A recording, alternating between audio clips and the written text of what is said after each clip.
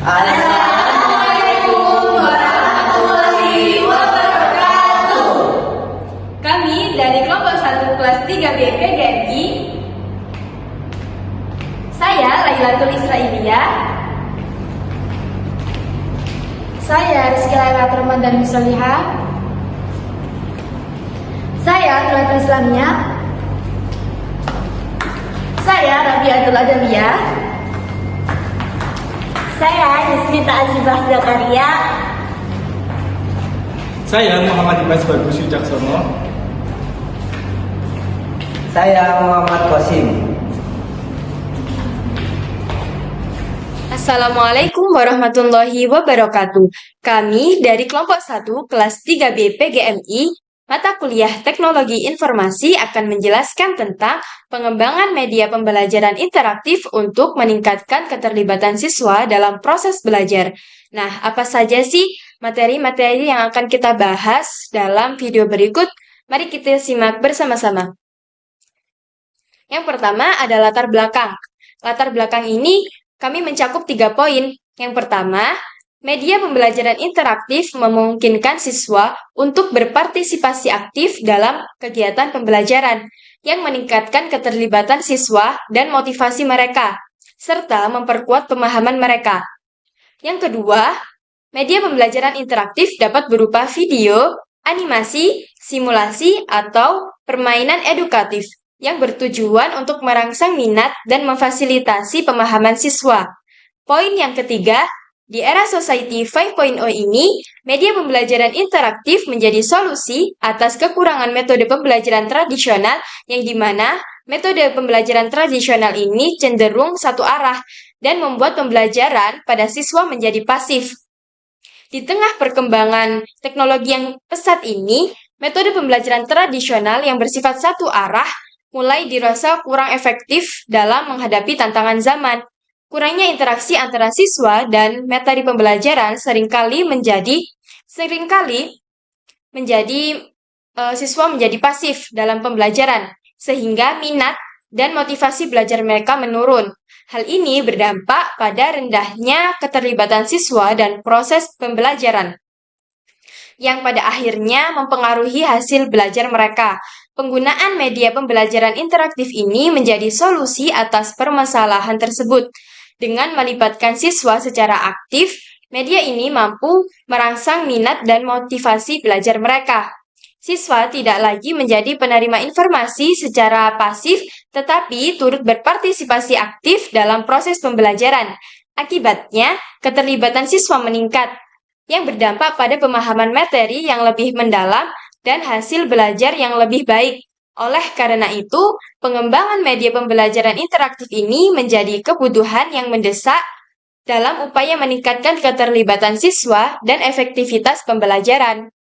Pengembangan ini juga sejalan dengan tantangan era Society 5.0, di mana teknologi diintegrasikan ke dalam berbagai aspek kehidupan, termasuk pendidikan. Media pembelajaran yang interaktif tidak hanya menyesuaikan dengan gaya belajar siswa pada zaman sekarang, tetapi juga mempersiapkan mereka untuk menghadapi dunia yang semakin digital dan kolaboratif. Oleh karena itu, penggunaan media pembelajaran interaktif ini dianggap sebagai solusi untuk meningkatkan keterlibatan siswa dalam proses belajar. Hal ini juga sesuai dengan kebutuhan pendidikan di era modern yang memanfaatkan teknologi. Dengan begitu, penelitian ini mengambil judul Pengembangan Media Pembelajaran Interaktif untuk Meningkatkan Keterlibatan Siswa dalam Proses Belajar. Penelitian ini juga diharapkan dapat membantu meningkatkan keterlibatan siswa di sekolah, terutama dengan menggunakan media yang lebih menarik dan sesuai dengan perkembangan zaman.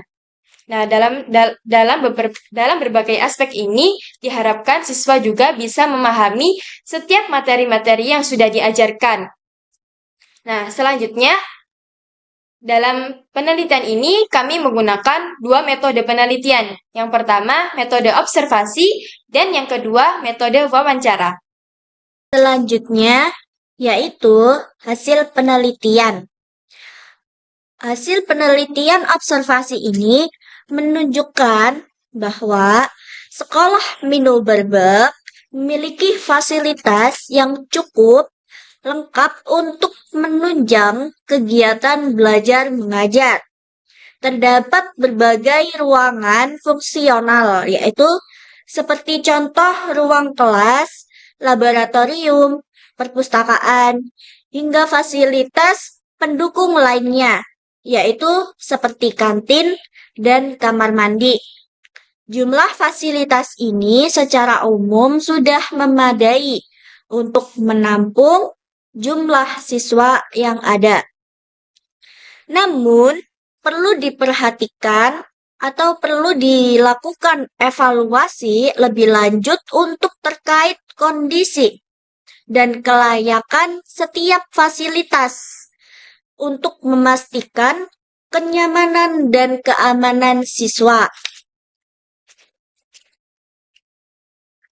Selanjutnya yaitu hasil penelitian wawancara yang kami lakukan, yaitu menunjukkan bahwa sekolah Minu Berbek telah berupaya untuk meningkatkan kualitas pembelajaran dengan menerapkan berbagai jenis media.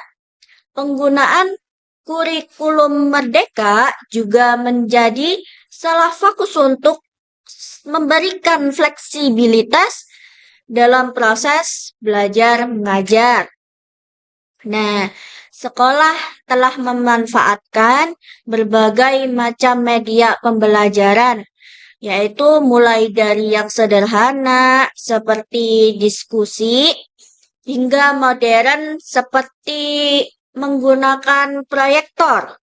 Hal ini yaitu menunjukkan adanya upaya untuk membuat pembelajaran itu lebih menarik dan interaktif. Nah, dari penelitian yang kami lakukan yaitu adanya transisi dari kurikulum K13 ke kurikulum merdeka. Implementasi kurikulum merdeka diharapkan dapat memberikan ruangan yang lebih luas bagi guru untuk mengembangkan pembelajaran yang inovatif. Salah satu tantangan yang dihadapi oleh sekolah adalah yaitu keterbatasannya fasilitas, terutama yaitu proyektor.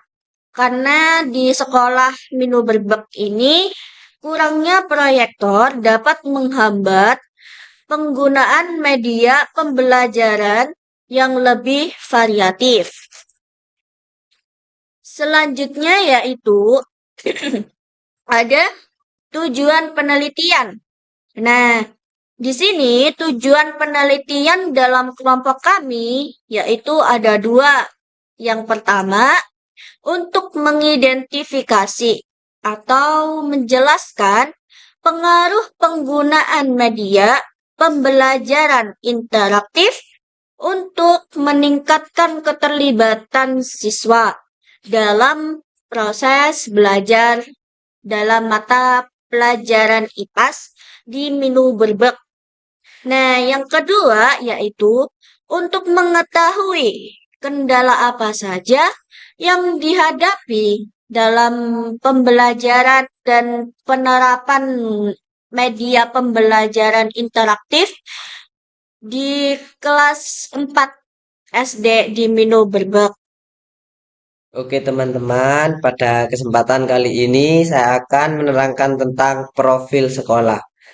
Yang mana nama sekolahnya yaitu MI Nahdlatul Ulama Berbek dengan NSM 1112351509193. Untuk NPSN-nya 060717136, status madrasah swasta, dan untuk akreditasinya yaitu A. Nah, untuk kepala sekolahnya dari Minu Berbek yaitu adalah Muhammad Jamal Abdul Nasir SPDI Nah, untuk misi dari sekolah Minu Brebek yaitu pendidikan yang mampu mencetak generasi yang berakhlakul karimah dan berkualitas. Di mana ada visi, di situ pasti ada visi ya. Nah, untuk visi dari Minu Brebek ini sendiri, yaitu adalah di sini visi dari sekolah Minu Brebek itu ada 5. Yang pertama, menyelenggarakan pendidikan secara efektif sehingga siswa berkembang secara maksimal. Yang kedua, mewujudkan sistem pendidikan yang berkualitas guna tercapainya siswa yang berakhlak mulia, inovatif, dan menguasai ilmu pengetahuan dan teknologi. Yang ketiga, mencetak lulusan yang berkualitas dengan cara meningkatkan profesionalisme guru, sarana, dan prasarana yang memadai. Yang keempat, yaitu menumbuhkan budaya Islami dan hidup sehat. Yang kelima ataupun yang terakhir yaitu membangun kerjasama antara pengelola yang transparan dan akuntabilitas. Nah, itu tadi ya teman-teman untuk profil sekolah sekaligus visi dan misi dari sekolah Minu Brebek, teman-teman. Untuk selanjutnya di sini ada tata letak sekolah, di mana tata letak sekolah dari Minu Brebek ini menurut kami tata letaknya itu kurang strategis. Karena mengapa? Karena tata letak lari sekolah Minu Brebek ini bertepatan di pinggir pas jalan raya, yang mana jalan raya tersebut digunakan untuk lalu lintas kendaraan bermotor, mobil, bahkan truk.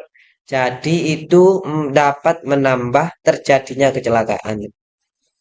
Teman-teman pastinya tahu lah ya kan, bahasanya anak usia MI itu masih belum mengerti akan bahayanya dan kecelakaan lalu lintas. Jadi mengharuskan satpam di sana untuk bekerja lebih ekstra pada saat jam pelajaran ataupun pada saat jam istirahat, yang mana biasanya anak pada saat jam istirahat itu melakukan bermain sepak bola di halaman sekolah yang bertepatan langsung di pinggir gerbang. Jadi untuk pada saat itu satpam di sana harus menutup gerbang karena takut ada anak yang tiba-tiba keluar dari gerbang. Nah, untuk tata letaknya itu berada di Jalan Brigjen Katamson nomor 157 Brebek, Kecamatan Waru, Kabupaten Sidoarjo, Jawa Timur. Di samping kanan sekolah adalah kantor sekretariat PAC IPPNU Kecamatan Waru. Sedangkan di samping kiri sekolah adalah sekolah KB atau TK Muslimat NU 150 Brebek. Depan sekolah adalah rumah penjual telur sekaligus toko sembako, dan di belakang sekolah adalah merupakan sungai. Nah, itu tadi ya teman-teman letak sekolah dari Minu Brebek. Untuk penjelasan selanjutnya akan dilanjutkan oleh teman-teman saya. Terima kasih. Selanjutnya yakni bahan ajar. Standar kompetensi yang kita ambil yakni memahami dan menjelaskan gaya dapat mengubah suatu benda. Dengan kompetensi dasar, 1. Menjelaskan perbedaan gaya serta dampaknya terhadap gerakan benda. Yang kedua, menyimpulkan hasil percobaan bahwa gaya dapat mengubah gerak suatu benda. Dengan indikator, yang pertama siswa dapat mendeskripsikan jenis-jenis gaya, yang kedua siswa dapat menjelaskan dampak dan efek gaya, yang ketiga siswa dapat memberikan contoh sehari-hari dari gaya, yang keempat siswa dapat berpartisipasi dalam permainan yang menunjukkan pengaruh gaya terhadap benda. Untuk tujuan pembelajaran yang kita ambil, yang pertama, siswa dapat memahami konsep gaya, yang mana siswa dapat mendeskripsikan kembali apa itu gaya, jenis-jenis gaya, dan bagaimana cara menerapkan gaya pada kehidupan sehari-hari. Yang kedua, yakni siswa dapat memahami video animasi. Yang ketiga, siswa dapat berpartisipasi aktif dalam game interaktif. Dan yang keempat, siswa dapat berbagi pengalaman dan diskusi. Untuk selanjutnya yakni materi ajar. Pada materi ajar ini kita membahas tentang gaya. Gaya adalah tarikan atau dorongan yang dapat mempengaruhi pergerakan pada suatu benda. Di sini terdapat macam-macam gaya menurut asalnya. Yang pertama gaya otot, yang kedua gaya pegas, yang ketiga gaya gravitasi, yang keempat gaya gesekan, yang kelima gaya listrik, dan yang terakhir yakni gaya magnet. Yang pertama, gaya otot. Gaya otot ini merupakan gaya yang dihasilkan oleh otot tubuh manusia atau hewan. Yang kedua, yakni gaya pegas. Gaya pegas ini merupakan gaya yang ditimbulkan dari pegas atau dari kerja benda elastis. Yang ketiga, yakni gaya gravitasi, yakni gaya yang disebabkan oleh gravitasi bumi atau gaya tarik bumi.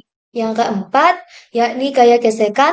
Gaya gesekan ini merupakan gaya yang melawan gerakan antara dua permukaan yang bersentuhan. Selanjutnya, yakni gaya listrik. Gaya listrik ini merupakan gaya yang ditimbulkan oleh listrik atau dari muatan-muatan listrik. Yang keenam, yakni merupakan gaya magnet. Gaya magnet ini adalah gaya yang ditimbulkan karena magnet. Selanjutnya, yakni alasan memilih materi ajar. Yang pertama, sesuai dengan materi yang akan kita ajar. Yang kedua, rekomendasi dari guru kelas sebab kurangnya media pembelajaran di materi IPAS. Yang ketiga, menentukan materi gaya karena bertepatan para siswa membahas materi gaya. Yang keempat, yakni siswa masih kurang dalam memahami materi tersebut. Mungkin dari kurangnya media pembelajaran di materi IPAS ini. Yang terakhir, yang kelima, yakni karena materi gaya juga sangat berkaitan dengan kehidupan sehari-hari. Dapat kita ketahui seperti pada gaya otot itu ketika kita menari atau mendorong meja, mendorong kursi, lalu bersepeda, dan lain-lain. Contohnya lagi pada gaya gesekan. Pada gaya gesekan dapat kita ketahui ketika kita berjalan. Nah, itu merupakan bentuk dari gaya gesek yang merupakan ada merupakan ada gesekan dari kaki dan lantai. Ada juga contoh dari gaya gravitasi. Ketika kita melempar batu ke atas, akan kembali lagi ke bawah. Nah, itu merupakan bentuk dari gaya gravitasi yang mana batu tersebut dipengaruhi oleh gaya gravitasi yang ada di bumi ini. Dan banyak lagi contoh penerapan gaya pada kehidupan sehari-hari yang lainnya.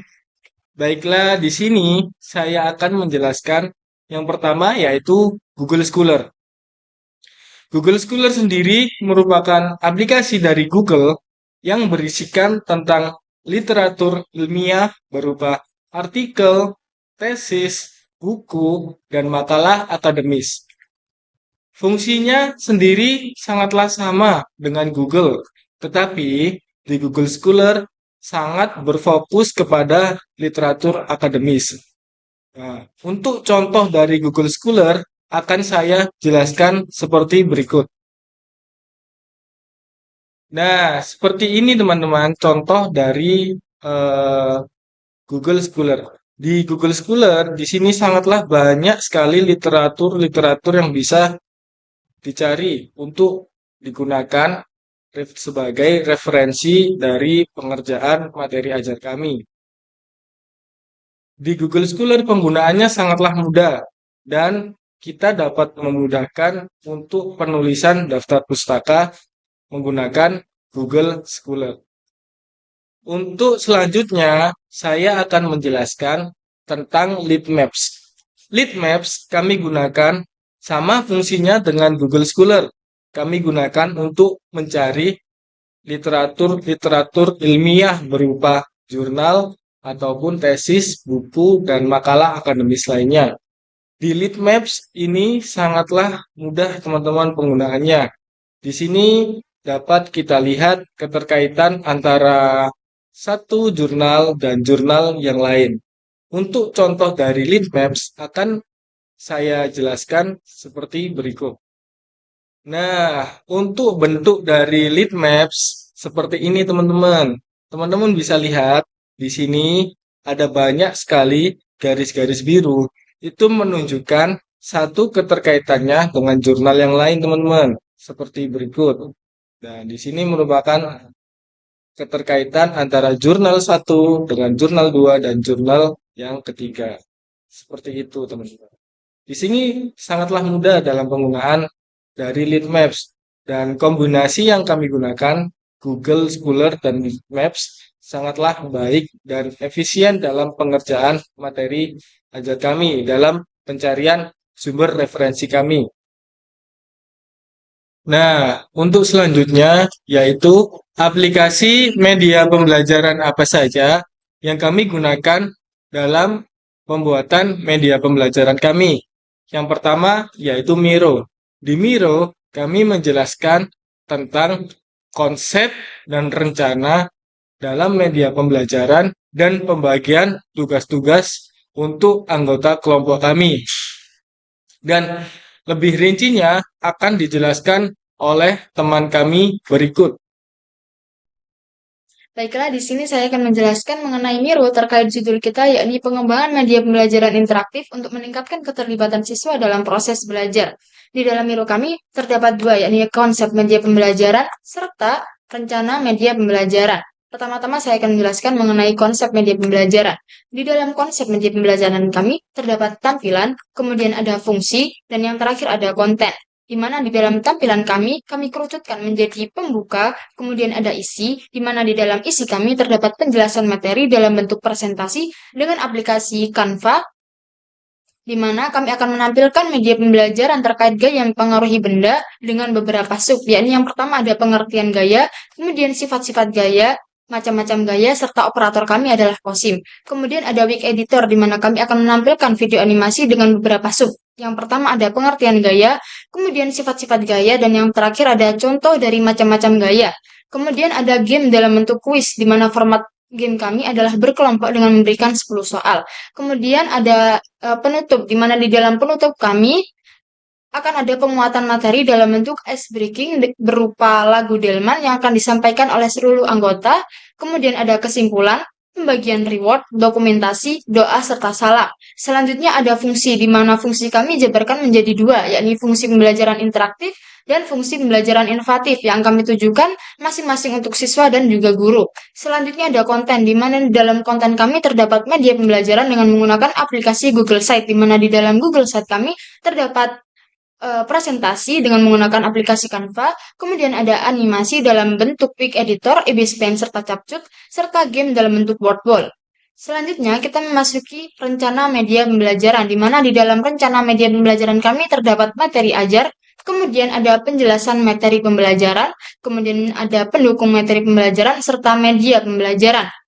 Di dalam materi ajar, kami fokuskan menjadi tiga, yakni pengumpulan materi dalam bentuk metode observasi dan juga metode wawancara, yakni wawancara kepada guru, khususnya guru wali kelas 4B. Kemudian ada analisis materi, di mana kami menganalisis materi dengan menggunakan web Google Scholar. Kita akan mencari jurnal serta modul ajar. Pertama-tama kita mencari jurnal dengan judul pengembangan video pembelajaran IPA materi gaya untuk siswa sekolah dasar, dan kemudian kita akan mencari jurnal yang sejenis dengan menggunakan web Leadmaps. Hal ini akan memperlihatkan jurnal-jurnal yang sejenis seperti yang tertera di dalam Miro kami. Kemudian di dalam Google Scholar kita juga dapat mencari modul ajar.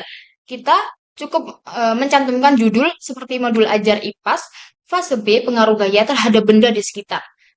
Oke, selanjutnya kita masuki evaluasi materi, di mana kami kerucutkan menjadi menentukan tujuan yang jelas, kemudian menyesuaikan materi dengan kurikulum, selanjutnya mengukur pemahaman siswa, serta mengamati keterlibatan siswa.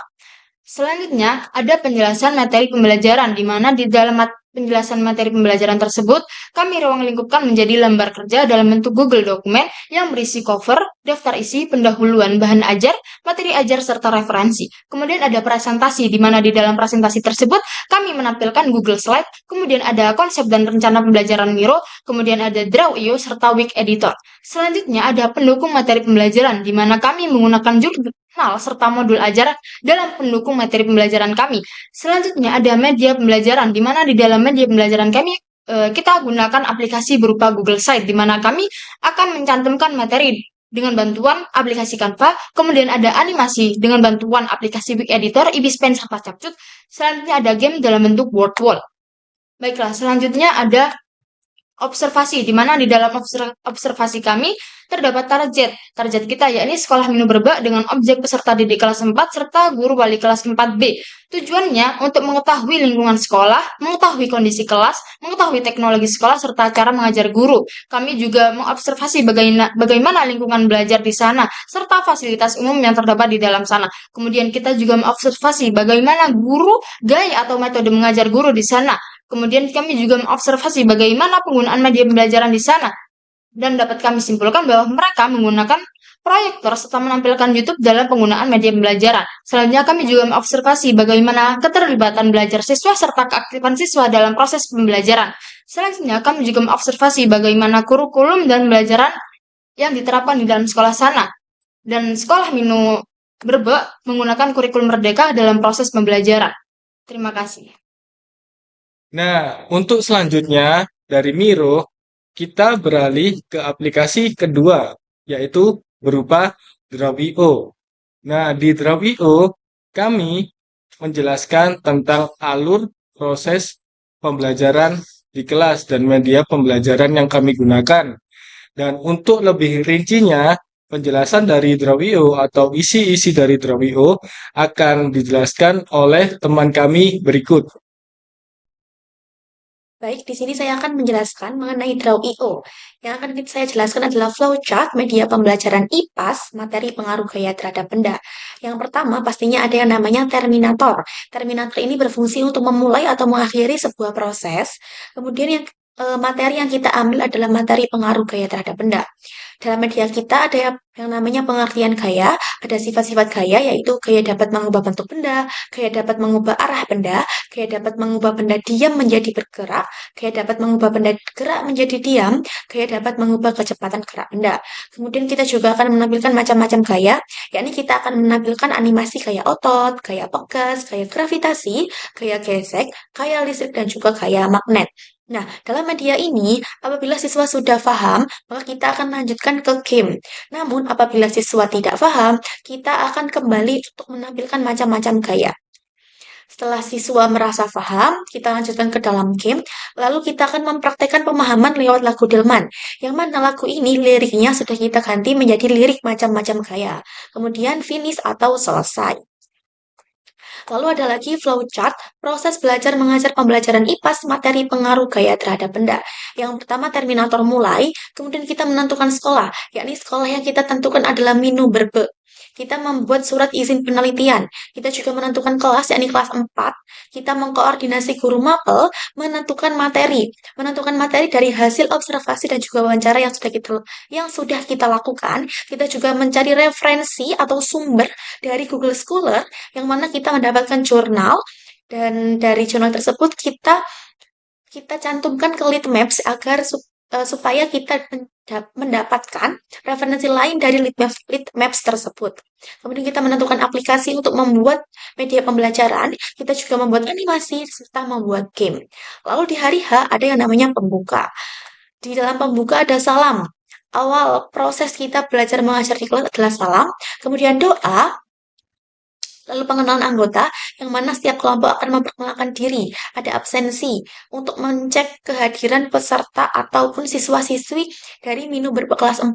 Kita juga ada ice breaking untuk mencairkan suasana atau untuk mengkondusifkan kelas. Ice breakingnya berupa ketawa 3 kali, hahaha, ketawa 2 kali, haha, ketawa 1 kali, ha, dan ketawa tanpa suara. Semakin lama temponya akan semakin cepat. Lalu ada persepsi. Nah, ke inti pembelajaran kita ada yang namanya penjelasan materi. Penjelasan materinya berupa PowerPoint ya. Lalu kemudian, jika siswa merasa tidak paham, kita akan jelaskan ulang. Namun kalau siswa sudah merasa paham, kita lanjut untuk menampilkan video animasi sebagai penguatnya. Nah, dalam video animasi apabila siswa masih tidak paham, kita akan putar sekali lagi. Namun kalau siswa sudah paham, maka kita akan lanjutkan ke game. Gamenya berupa kuis interaktif. Lalu ada yang namanya penutup. Dalam penutup, kita akan menyanyikan sebuah ice breaking atau lagu naik delman yang mana liriknya tadi sudah kita ubah. Lalu ada kesimpulan. Setelah kesimpulan, ada pembagian reward untuk sebagai bentuk apresiasi dari anak kelas 4 yang telah excited dalam pembelajaran kita. Ada juga dokumentasi, doa penutup, salam, dan selesai. Nah, setelah mendengarkan penjelasan yang rinci dan jelas dari teman kami, kita beralih ke aplikasi pemedia pembelajaran yang terakhir, yaitu ada Week Editor. Nah, di Week Editor kami menggunakan untuk pembuatan video animasi media pembelajaran kami, berupa contoh-contoh gaya, jenis gaya, dan pengertian dari gaya. Untuk lebih jelasnya, dari isi video animasi akan dijelaskan oleh teman kami berikut. Kita memakai Week Editor. Ini bisa melalui web atau langsung download aplikasinya juga bisa. Seperti ini kurang lebihnya untuk gambaran dari video animasi yang akan kita gunakan dalam pengabdian di Minum Berbe. Seperti ini, yang mana ini judul kita adalah Gaya Ajaib. Lalu di sini kita akan menampilkan pengertian dari gaya, sifat-sifat gaya, dan juga macam-macam gaya beserta contohnya. Jadi video animasi ini bisa membantu untuk mempermudah pemahaman para siswa terhadap gaya serta macam-macamnya. Seperti ini kurang lebihnya untuk video animasinya. Kita memakai aplikasi Week Editor. Untuk elemen-elemennya, kita bisa mengekspor lewat Google atau lewat Canva, atau untuk karakter animasinya kita membuat sendiri menggunakan aplikasi Easyspay. Seperti itu kurang lebihnya dari Drawio dan juga Week Editor. Sekian. Terima kasih telah menonton video kami. Semoga bermanfaat. Wassalamualaikum warahmatullahi wabarakatuh.